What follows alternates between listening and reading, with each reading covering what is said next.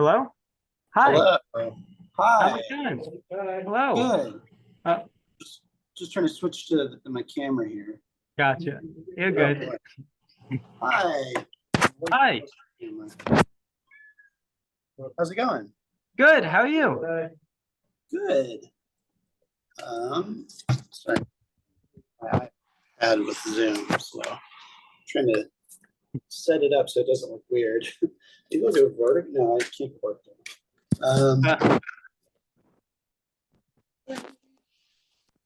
Yeah, you're good. We are having trouble set up. Our lights don't work in this room right now, so Oh, we really? got some like studio lighting going on with some LEDs. It's pretty good setup right now. Are you at the studio right now? Yeah, we have this at Penn State. We have a digital art studio where a bunch of Oh, like wow. students will come and just work on the classwork and stuff. It's nice. Oh, okay. Yeah, so this is the Penn State Dart Studio that we're in. Nice. But yeah, How do you um, like it there? it's really nice. We are in the middle of nowhere, Pennsylvania, so we're Yeah. not exactly in the heart of the animation industry. So Pennsylvania seems really cool as a location. yeah. Oh, it's beautiful right now with the fall weather. The leaves changing in the mountains. It's pretty Yeah. beautiful. You Yeah. live long enough in LA and you start to fantasize about a lot of different places you could be living. Yeah. So Yeah. I can't wait for the traffic, car beeping, and skyscrapers of yeah. cities. Very excited for that. Well, what's But weird is LA is so spread out that it doesn't really feel like a city. But yeah, that's not here nor there. I was looking at the map because I am preparing to be over there next semester starting in January. So I was looking at where I'm kind of starting to settle in. And it's like, oh wow, this is pretty spread out. But yeah. Yeah. Well, you're gonna be Um in LA? yeah, starting in January. Yeah. Uh Crazy.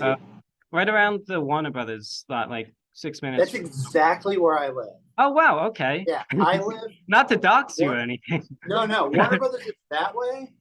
Uh and Porto's is right here. So Gotcha. that's where I I think am. I think in the place that Penn State's putting me, the Universal Hollywood is like visible, like we can see Hogwarts from where we're staying. So, yeah, Awesome. yeah. So I'm Yeah, pretty excited for that. probably see the Mario land too. Yeah. Hoping to get out there. Yeah. But yeah, like I said, we're in not really close to the heart of the animation industry, so it's always Yeah. nice to get somebody that's a part of it out to talk with us about their Yeah, experience. totally. So yeah, I guess to start things off, would you be able to talk about your journey into the animation industry? Yeah. Yeah, I didn't really like prep for this, but I feel confident that I can sort of wing Yeah, my way through. yeah, you got this comics, you've been talking about the experience Right, for. yeah, I could just read those. No, I'm just kidding. Yeah, But yeah, I love if you could give me like topics, suggested topics a couple once or twice, yeah, that would be great. yeah. Or like So questions, if a question occurs to you during it, feel free to speak up, maybe. absolutely, thank you. But yeah, you know, a lot of us are animation watchers, lovers, and stuff. Yeah, There are a good few of us that are interested in getting into the animation industry. I yeah, personally am working towards storyboarding, and a few of the other people in this crowd are also working towards the animation industry. yeah. So I pretty sure you are from California though, so you didn't I have am. Yeah. much of a. Okay, so coming from the perspective of somebody from the area, kind of how was your experience getting into like the industry being so close to all that type of stuff? Yeah, I think like okay, I was born and raised in California, but I moved around a lot. Okay. California is a very, very, very big state, so it kind of almost feels like its own. Like you can be somewhere in the state and not at all feel like you're close to LA, even though I am relatively close. But I feel like I definitely grew up in like kind of the Bible Belt, like farmland. It's actually basically where George Lucas grew up, and he based Tatooine from Star Wars on it. It's because That's it's all farmland. gotcha. Yeah, that's basically what our experience is. We walk 5 minutes out of campus and it's just cows and all Oh yeah, this. Yeah, that sounds a bit like where my mom lives. So Yeah, okay, cool. there's something nice about it because it's so isolated, but Yeah, you know, yeah. it's like the quiet is nice because you don't get that in the city so much. Yeah. I mean, you went to an arts school, right? Was it Cal I Arts? Yeah, I went to so I when I was maybe a freshman in high school, I was like, you know, really starting to try to think about what I wanted to do. I've always drawn. I've always made like dumb little films on the camcorder with my friends and stuff. And like sometimes I feel like they just stopped and I never stopped. And I'm like still doing that, Yeah. which like is either like mortifying at how like immature a job it is, or is like really gratifying that you could turn like a childhood thing into like a career. But yeah, like I mean, my best friend Belson and I, we used to make cartoons in PowerPoint in eighth grade all the time. And you know, like obviously they weren't super well animated or anything, but like we used to just like create stories and like PowerPoint because we didn't have access to Flash at the time. And then we figured out how to crack Flash later. But don't steal software, that's not good. But do it if you have to. But yeah, like it just feels like you know, I knew I liked drawing. I knew I wanted to do film, and then eventually that all just sort of coalesced when I heard about CISA, which is actually CalArts' summer program for like high schoolers. And so that getting to do that was like really a privilege, and it made it seem real to me, like something real and attainable. Um, so yeah, like I was working on my CalArts portfolio senior year. Uh, I wasn't. I only applied to one school, which was CalArts, which in retrospect was really stupid. I was working on an art center portfolio too, but then I stopped working on it because it seemed too hard. Uh, but yeah, like I just kind of once I was at CalArts, you know like I was like I want to be a writer, but that's not really you know there's not really a place in the program for that. But it took a while to realize like story essentially is that, you know, like I really wanted to do character design when I first got into school because it just like seems fun. You know, you see all the like graphic images of the characters and stuff. In my opinion, it's in TV is like a little more like workman like, just a little bit. Um, but yeah, like you know, there's just such a great community of people there, and like you know, just like in your guys' program, like it means so much when you have like a group of students that like become tight knit essentially. Um, yeah, I eventually figured out I wanted to do story, and at the same time, school was very expensive, and I really didn't really have the money to stay. So I heard there was a storyboard test possibly to do, which is for Clarence, which is a show that came out around that was going to come out around that time in 2013. And I got the job based on the test, and just ever since, like you know, I'm more into the directing side now, but I just feel like story is like you get to have you feel like a god almost if you like kind of get it down in certain ways because you really are kind of like the director. You know, you're like the first director before the other director sees it. But you also, you know, have to, you know, figure out visual storytelling. And anyway, that's my very rambling answer. Yeah, yeah. It's funny because I'm actually helping out on like a live action film right now, doing some Oh, storyboards, wow. an animated segment on the That's film. awesome. And I sent out my storyboards, and the DP saw them and was like, what's this?" I was like, "Oh, this is like animation. I kind Yeah. of control the camera in this place." Yeah. So he's kind of confused on that, but That's it's hilarious. yeah, so it's fun to see like uh how animation kind of like you get everything. You get to work on Totally. Yeah. it. I've never worked on a feature, like a live action feature, but my colleague, Pat Harpin, uh, went on Clarence. He was like one of the two people that hired me. He had just storyboarded Moonrise Kingdom, uh, Oh, which I thought was like the coolest thing ever. Like he storyboarded the whole movie with like Wes Anderson in the room, basically. Apparently, Wes was behind a curtain and you're not supposed to. We weren't supposed to talk to him, but there would be like an intermediate, like That's I think dropping off sandwiches, but you weren't allowed to go back there apparently. that's interesting. Yeah, I mean he's That a quirky guy, so I mean, mine's just the student film here at Penn State, but so it's a bit lower level than a Wes Anderson yeah, film, but honestly, like it's all the same. It's yeah, just different yeah, different levels of budget, different levels. yeah. Been a fun experience. Oh, somebody said thank you. But yeah, and now you're kind of working on Boxtown and Bandit Mill, which is really cool. Yeah, You yeah. worked, sorry, I mean, you worked in a lot of big studios, Cartoon I can kind of Network. run through that quickly. Yeah. Yeah, Yeah. so I was at Cartoon Network working on clearance. But I don't know how much people know about like kind of what went down on that show, but I know people know that the creator left. So it was just kind of crazy and unstable, sort of.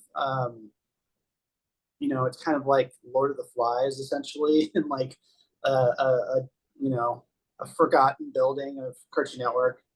Um, but yeah, so when that stuff went down where the creator left, it just seemed super unstable. So I tried to do another test on the down low because two other board artists that I was working with on clearance, Derek Evanick and Diana Lafayette, who worked on tons of stuff. I worked with them on Harvey Beaks. Diana ran the last season of Adventure Time. I'm not exactly sure what her credit is on it, but they were like these really great like mentors, basically. Like they really sort of they were so on my next job, which was Harvey Beaks, they were my directors, and so like I just feel like I clicked with them so well, and just like me and my partner at the time learned so much from them. And that's kind of like I think when I realized the elegance of like what you can do with storyboards and how you can like, especially in TV animation, excuse me, I think the hardest thing to do is to make it funny with the staging. Like to make the staging funny is like a really impressive skill in my opinion. But yeah, so that show, it was a really super special experience. Unfortunately, like we didn't do so well in the ratings, and so they axed it, which is kind of a bummer because the way that Nickelodeon was set up at the time is like there was Nickelodeon West, which is the animation studio out here, but then there's a New York office as well. And the Western office was totally with us. Like they got the show, they were like excited about it, wanted to like make promos and stuff.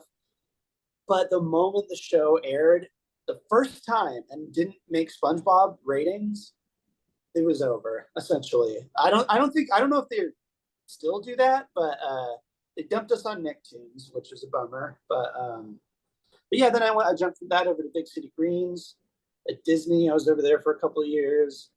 Then I went over to, gosh, what was next?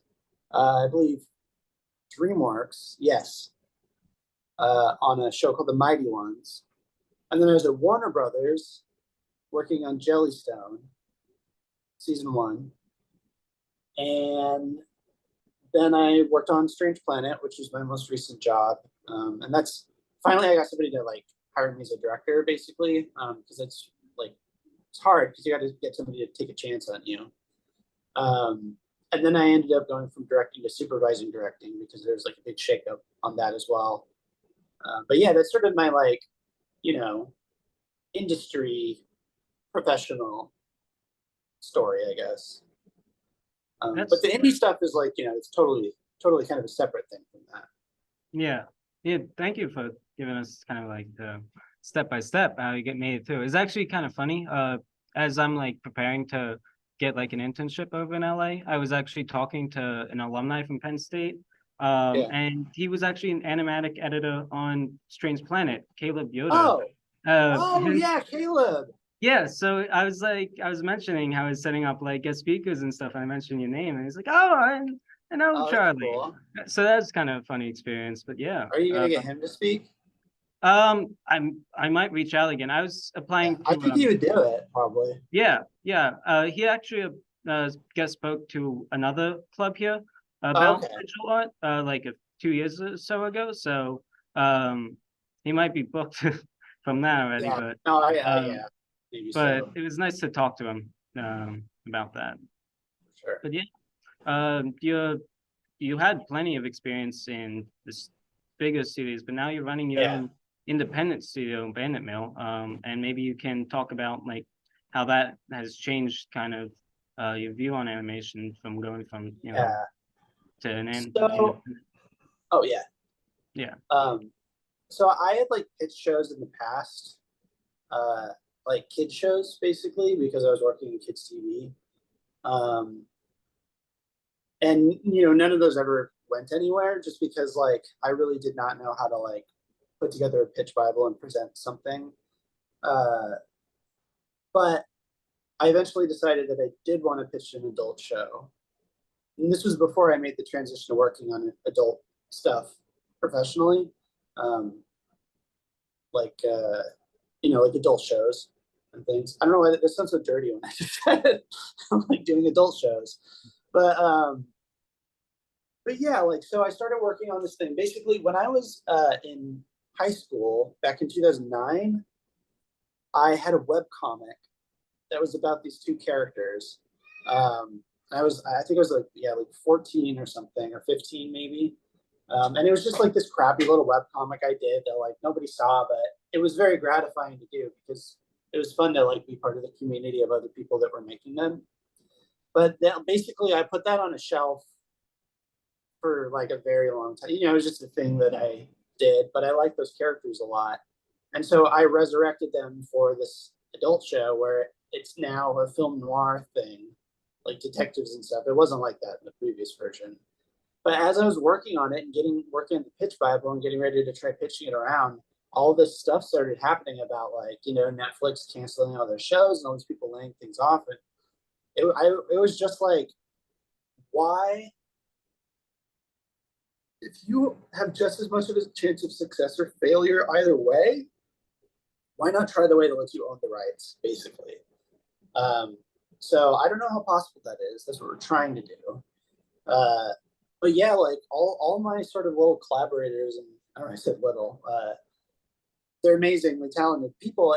I don't know how I found them, to be quite honest. Like they just sort of showed up in the Discord, and like that's how I found out about a lot of it was people doing fan art, and then I would like reach out to them, and like they've like people will do like some board cleanups or like some designs, and like recently we made the switch over to that we're going to do CG. So it's just taking a really long time to make that switch viable, basically. Yeah. I'm that was actually one of the questions I was going to ask you. Was most of you, and if I'm right, all of your work has basically been in 2D animation. Yes. So that switch to CG, has that like how have you been adjusting to that? And I think it came out of like being excited about the possibilities of what you could do with stuff like Blender. Because originally we were just gonna have the sets be in CG, and then one of our artists like designed like a model of some of the characters just as like for fun.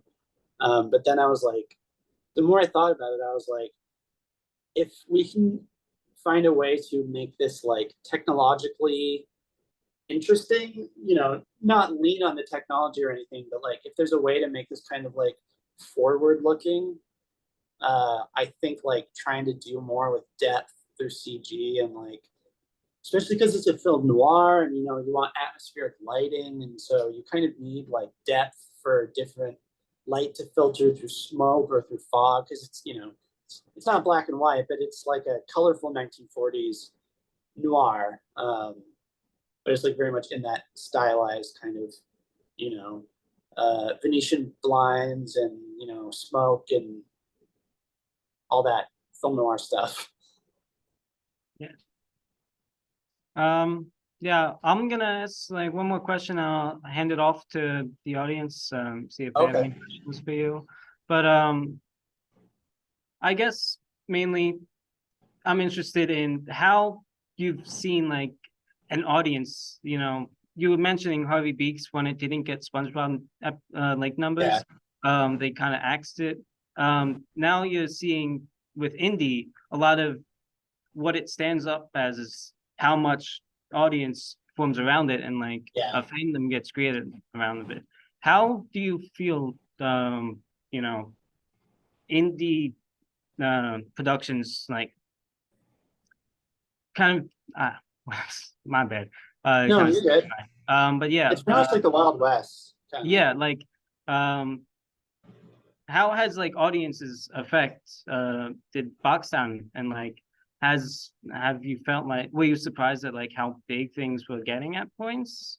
What on Yeah, I was. I mean, for me, it's so hard to tell if we're like doing things well or not. I just kind of I'll figure it out once we're done, like how well we did or not. Um, but yeah, like to be honest, I never watch anything of mine.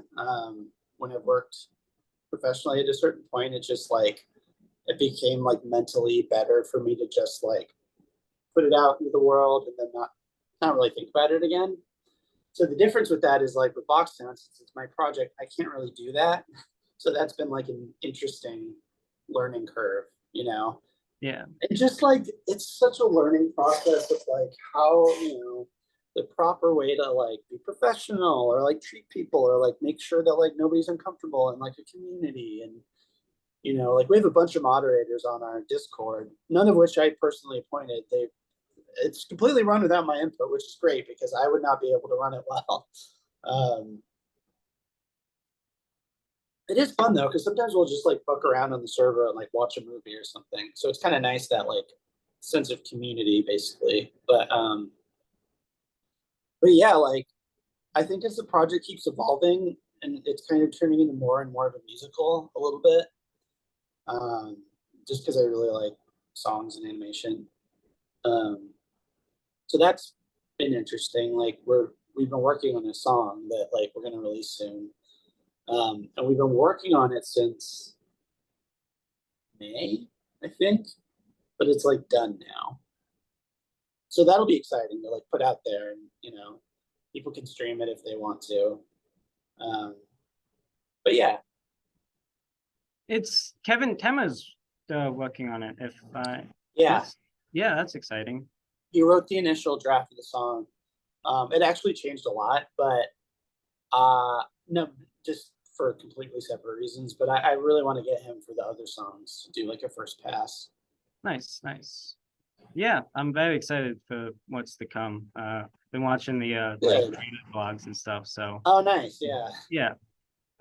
But yeah, I guess we can open it up to some Q&A from the Sure. audience. Yeah. If anyone's got questions. Questions? You ready?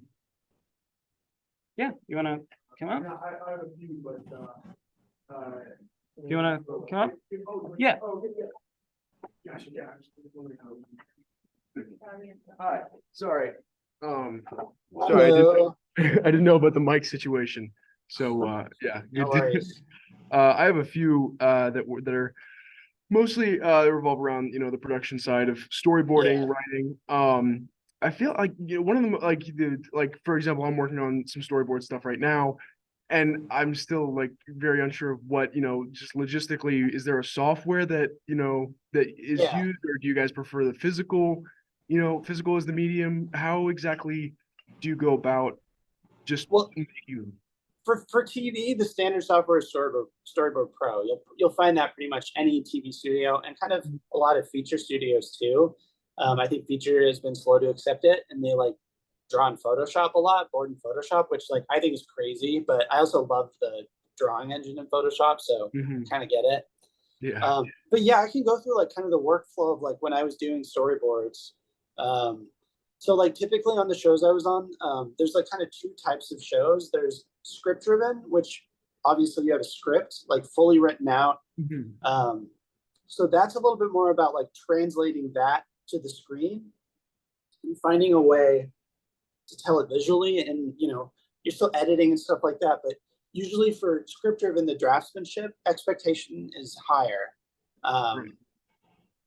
But I'm so sorry. I completely lost my train of thought. No worries, it happens. Um, I mean, yeah, it that kind of leads into my next question. If you kind of oh yeah, yeah. sure. Yeah, so I was just wondering how involved or are the storyboard artists usually involved in the writer's room, or are they right next door? Do they work hand in hand, or are storyboard artists, just the writers half the time? So for storyboard, board driven is basically what you just described. And that's Mhm, pretty much the projects I've worked on in my career have almost entirely been board driven, mhm. which I think is great because I'm not that great at drawing and but I can like kind of be funny. So I can like get away with it essentially. Mhm. Like if somebody has like charming drawings, even if they're like a little wonky, like people, it's going to stand out, like Right. Yeah. those kind of things grow into like, your signatures and stuff. But like, it's just there's so much to learn with boards. I'm sure you know, but like, Mhm. it just takes a while to get like how to use the camera down and like Mhm. staging stuff. Like, some people take to it like fish to water. I was not one of those people. It took me like Mhm. 5 years to learn Storyboard Pro, but not because it's hard to learn, just because I was dragging my feet the entire time. Mhm. But yeah, so I'm board driven. Like, typically the board artists are not in the writer's room, but occasionally they are asked to come into the writer's room. Mhm. That is typically what it is. And then once the writer hands it off to the board artist, at least on the shows by Carl Greenblatt that I worked on, the board artist is very much now the writer. And like, if you want, you can talk to the writers about it, but you don't have to. If you're like, Right.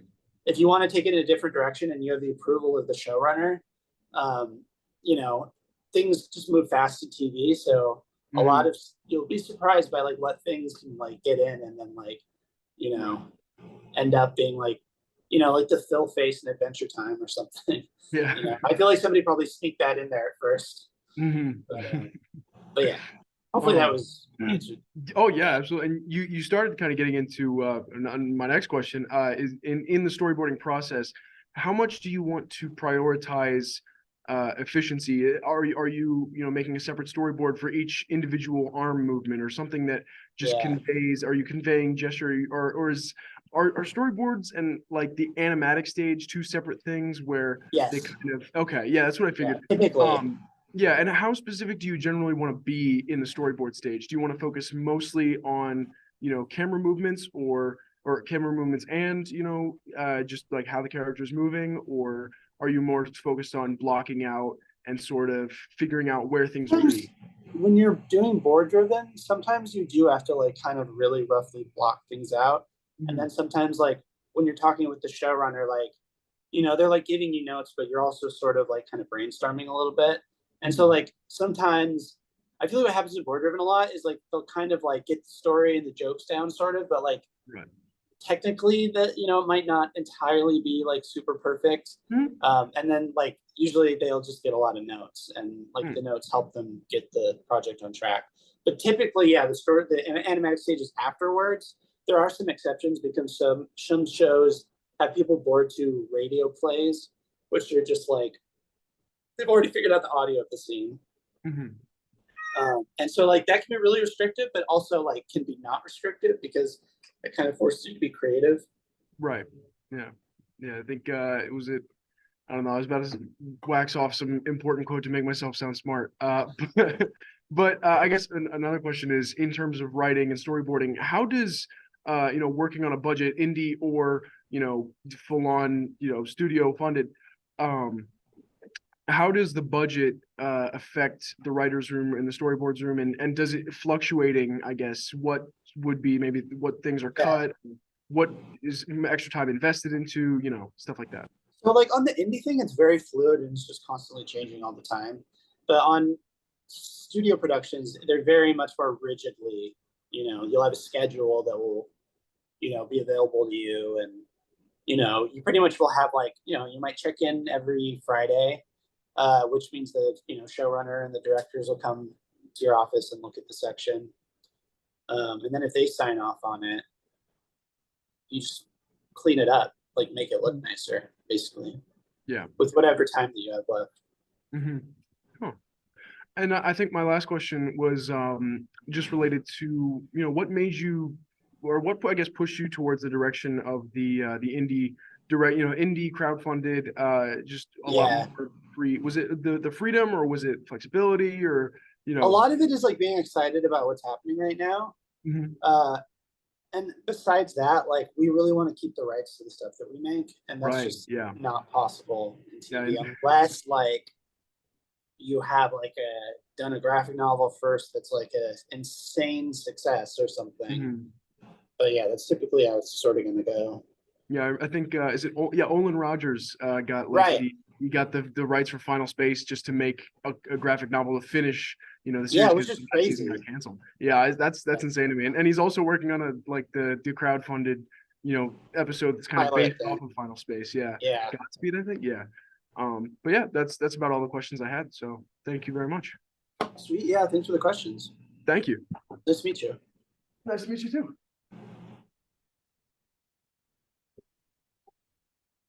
Do you have any other questions?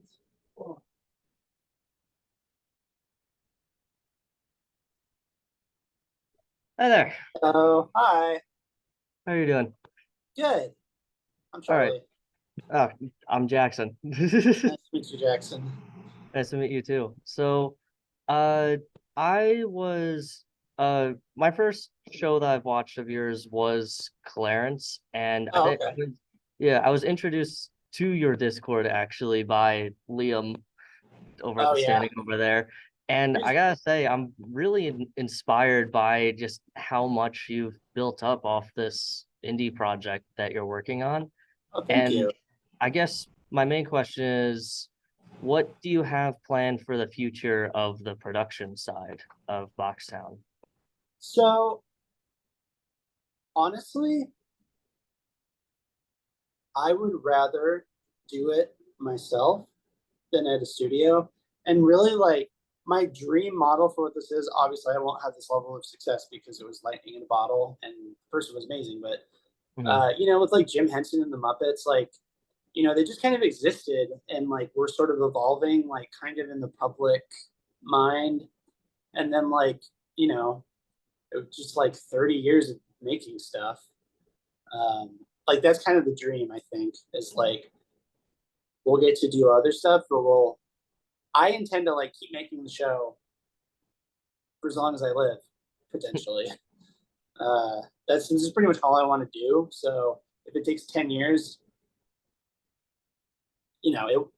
I'm saying the pilot won't take 10 years, but like if it takes 10 years to find an audience, then like that's okay to me. Um, because this is a very long term plan, essentially. Right. That's what it's got to be sometimes with the animation. Totally, yeah. Yeah. We're Well, gonna that's start really putting out cool. more stuff soon too. Yeah, that's really cool though that you're like dead on this project of yours. It's Oh yeah, I'm honestly in it like, to win it. inspiring. Yeah, that and like I'm not here seeing to make friends. I'm here to win. yeah seeing Boxtown and then all these other like indie Yeah, animation shows kind of just popping up, sort of like revamping the indie animation scene online. I think it's just totally. really cool to see it all. Yeah, it's cool because like Newgrounds is sort of like the first generation, and now it's on I don't know the fourth generation or the biggest one yet. But yeah, crazy. Yeah. Well, thank you. It was great Yeah, talking to you. it's nice meeting you. Yeah. Good night.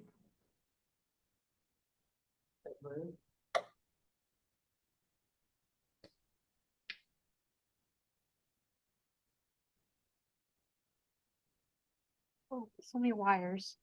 Okay. Hello, Hello. my name is Lynn. Nice to meet you.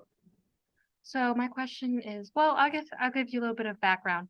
I'm a senior doing senior a capstone, which is like senior project. I'm doing an animation, Yeah. and there's a couple of animators in my class who are also doing animations. But the problem is a lot of the professors who we need to like who basically greenlit our projects don't really like animators. Oh God. Because in the past, a lot of students have like copped out or like weren't able to finish their projects to its fullest. So right now we're trying to prove on whether we can actually do it and if we have the abilities to do it. Yeah, And like a more animation yeah, programs and stuff. yeah, and in terms of like, we have to show all our pre-production. Specifically, we need to I have see, yeah, as part of the a project. storyboard and animatic by December. Okay. So my question is there a particular workflow you find is most efficient for yourself? And that could be But applied to others. yeah, what I'm learning more and more is like I just do quantity, not quality, on my first pass, and then fix it from there, essentially. Sorry, could you repeat the question? What did I say? Oh wait, I said The same thing just happened to me. I asked, so what I guess, oh my gosh. Oh, like Could workflow? you just yeah, workflow efficiency. What I'm learning more and more is like just work fast and then you'll fix stuff later. Like in storyboarding, it's so easy to get bogged down about like pre-planning and like making pretty drawings, but like a storyboard is very much like a functional document that has to contain a certain amount of information. So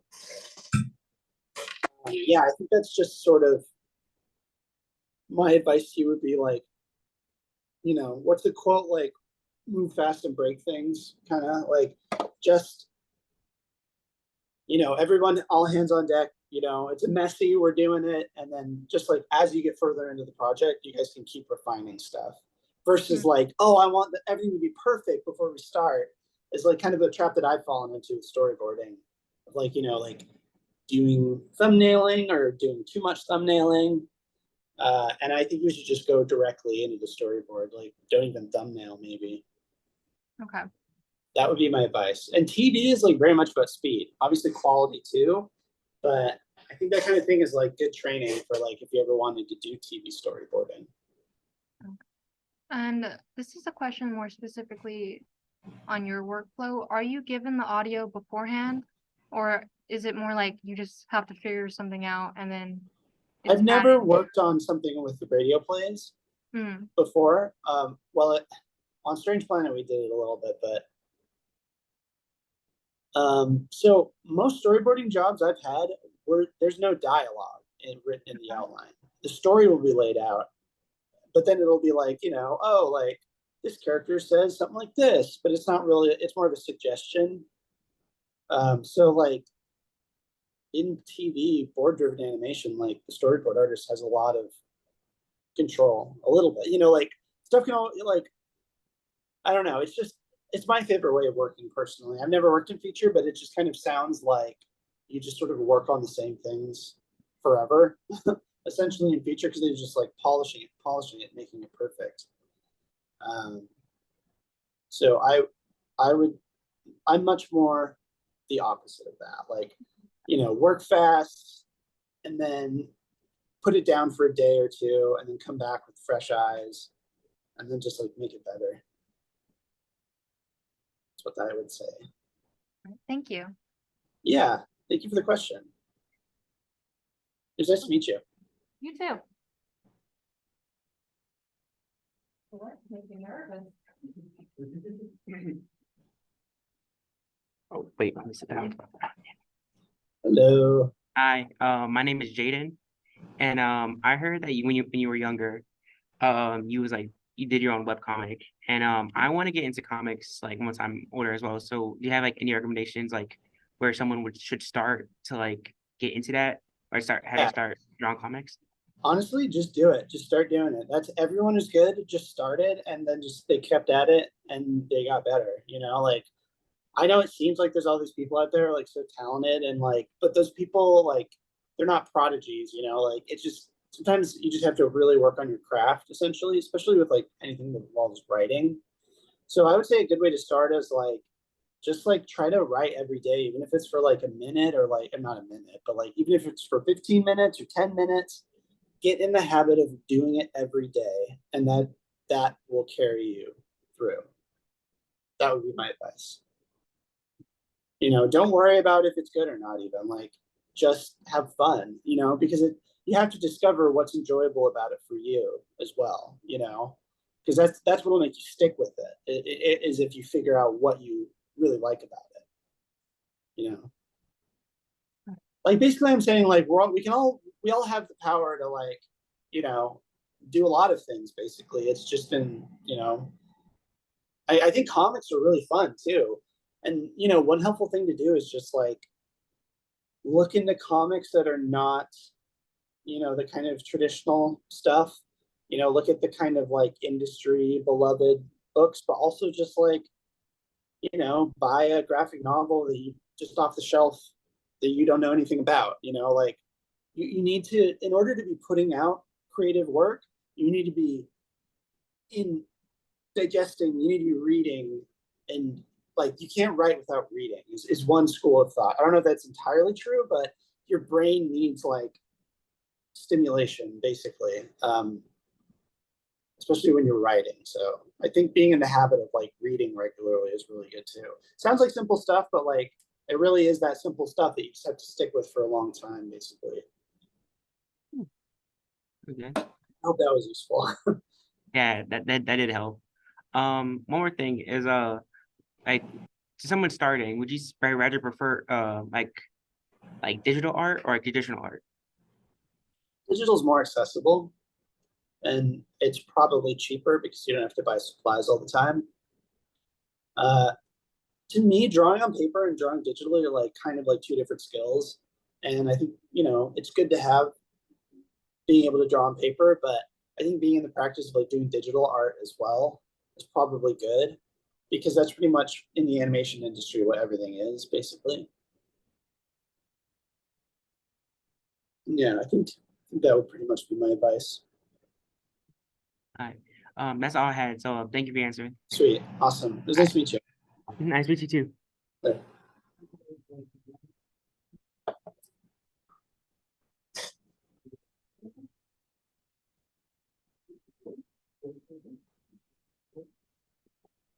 Sounds like that's all for the questions. Thank you so much Hey. for coming out and talking with us today. Absolutely. Yeah, Yeah. thanks so much for asking me to do it. Absolutely. I guess before you go, would you like to share any way to connect with Boxtown or like promote Yeah. it? There's a Discord. I can send the Discord link to the chat Yeah, or something. absolutely. Yeah, or do I'll you make have the sure to Discord pass it link? along. Yeah, Yeah. yeah, I mean it so I If you can do that, that'd pass be it awesome. along. Yeah, absolutely. Yeah, I'll We're send. also, Yeah. sorry. I I'll was just send gonna like say- the YouTube stuff. Yeah. No, my. Oh, sweet. Sorry. That was- We're starting to like create a section on the Discord of like aggregated drawing tutorials and stuff. So, you know, that might be interesting for people to check out. Nice, nice. Yeah. So I'll make sure to pass that stuff along. But yeah, thank you so much for coming out. Yeah, thanks, Liam. This was really fun. Yeah, absolutely. Sweet. Yeah, have a Awesome. good rest of your night. Yeah, you too. I hope everybody else does as well. Sweet. Later.